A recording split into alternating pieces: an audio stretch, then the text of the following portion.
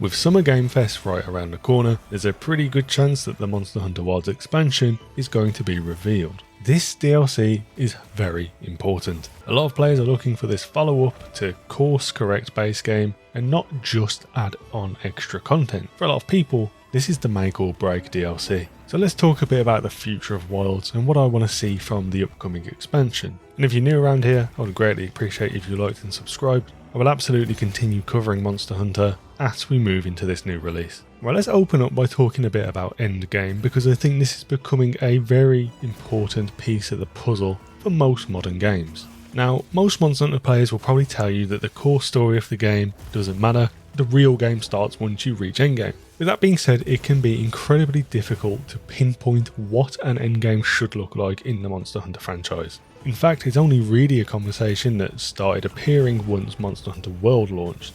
And that's because ultimately the gameplay loop of these games is hunting monsters. This isn't an MMO, it's not a live service game, and still we all crave that little thing that's going to give us hundreds and hundreds of hours once we roll the credits. Since the initial release of Wilds, of course endgame has improved quite a lot. However, with that being said, it's also very heavily reliant on RNG features. At launch, the real endgame was just grinding your arcane weapons, and outside of that, there wasn't anything. Fast forward to the present day, and we have RNG charms, a feature that we had in base game Rise, and the arcane weapons, the original RNG grind, got an upgrade into Gogma Arteans, effectively taking a very similar concept but slapping an additional level of grind to them. I still don't have a perfect combo Lord Soul Gogma Artean, and I know many of you don't either, so that's kind of a reflection of where we're at with that system. But let's go and look back at the 5th gen games. What did those expansions do in terms of endgame?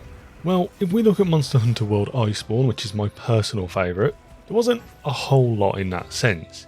There was RNG decorations, which is again just another RNG grind, and I suppose you could count the guiding lands, although when you break it down, all the guiding lands is a different way to fight the monsters you already can go do. Argument could be made that the whole augment system is quite well paralleled with the guiding lands, as most of the materials come from there. That did form a big portion of the endgame grind, but in itself you weren't doing anything different. So where does the replayability of World come from? Well, bluntly speaking, it's just the sheer volume of high quality content towards the end. You have the giant monoliths like Kulve Taroth and Safi'jiiva, the Black Dragons Alatreon and Fatalis, and a myriad of other highly challenging fights like Raging Brachydios and a Furious Rajang. Then let's go look at Monster Hunter Rise Sunbreak. Very similar RNG elements did continue existing, in this game it was the charms, but the game also had the anomaly investigation system, a way to take all the previous fights you had done and ramp them up to an endgame level. That way monsters you fought way back at the start of Sunbreak still have a level of relevance later on. Similar to World, you also then had the highly challenging fights, which while different in execution to the World fights, will still kick your ass. But either way, with both 5th gen titles, there is an overlapping theme, an RNG grind and challenging fights. And that sort of segues us into the monster roster discussion. The roster of Wilds at launch was unimpressive, let's be honest. It wasn't as bad as people made it out to seem, as in reality it was quite similar size to the roster of World at launch. And now with all the title update content, it's in a much better place. However, I don't think that's a mistake Capcom can afford to make. Again, especially with the amount of redemption the company is probably seeking to acquire.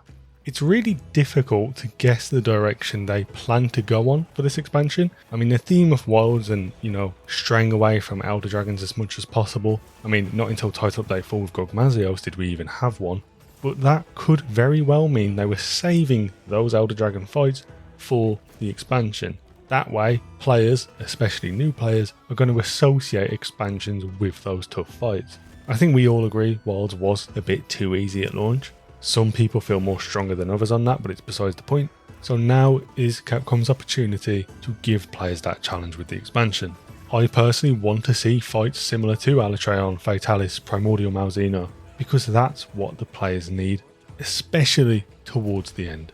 Now look, I'm not looking for anything crazy during the main story playthrough of the expansion, but even then I would like to see a nice, slow, steady curve of difficulty ramping up.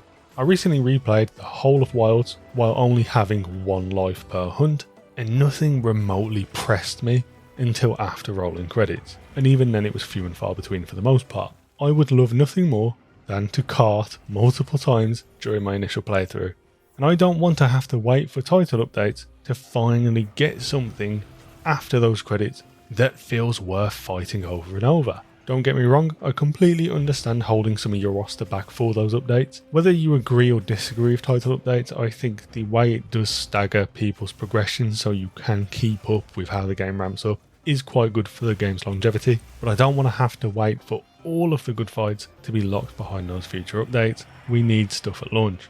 And even then, continuing on the difficulty debate, when I say I want hard content, that doesn't literally just mean give me Alatreon. I think there's plenty of ways you can take fights from base game or previous games and adjust the fight or rework it in a sense to give it that extra level of depth it deserves to challenge players mechanically rather than just with numbers. The whole topic of artificial difficulty tends to come up when we enter these conversations in Monster Hunter. I talked about it a bit earlier, but I think anomaly investigations really rolled people up around that subject. Me personally, I think there is a limit to how often you can just go increase something's damage and health and call it a day. While yes, that does increase the difficulty, it's not the same level of challenge as giving something additional mechanics that are tricky to navigate. Again, another reason why Alatreon rolled so many people up. When you break down the Alatreon fight from Iceborne, it's really not that complex. The reason it's so tough and frustrating is because it has a DPS check. Remove that mechanic, most players would probably survive that fight much sooner.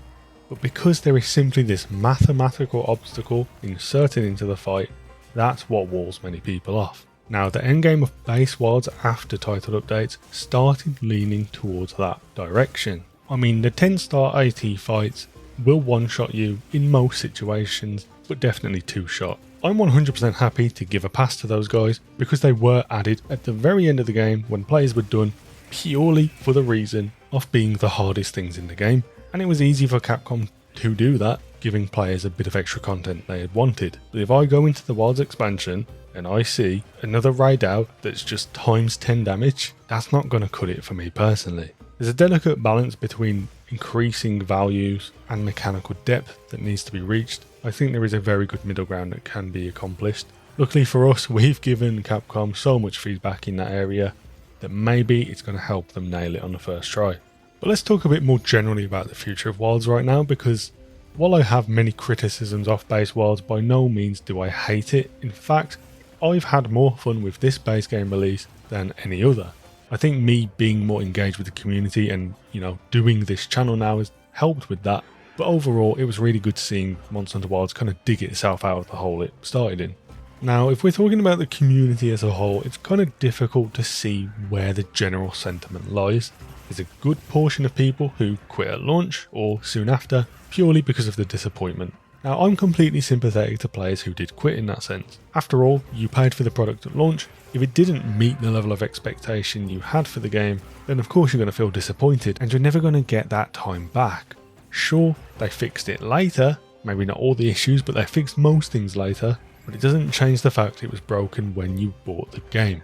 I understand that completely. One of the biggest cruxes this game faced was the performance issues, which from what I see online, I don't see anyone really having those same issues anymore, which leads me to believe the game is stable fundamentally.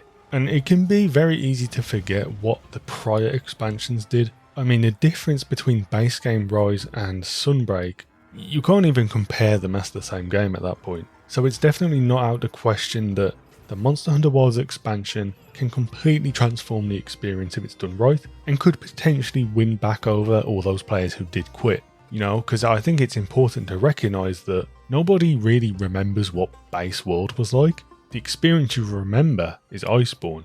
When Wilds launched, how many people were comparing it to things that were only introduced in Iceborne? And there were so many videos kind of breaking down these myths. People forget what base games were really like. And maybe that's going to end up being the case here too.